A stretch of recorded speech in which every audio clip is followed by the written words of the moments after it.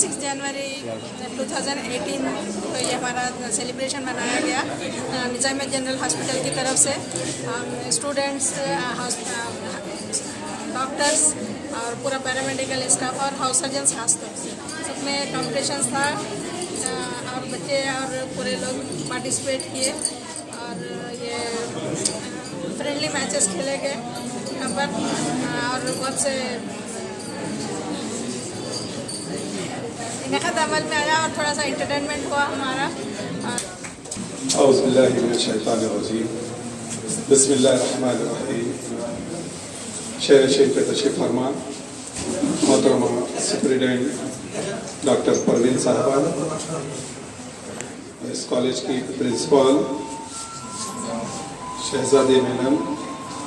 और मेरे साथी कारपोरेटर मोहतरमा डॉक्टर समीना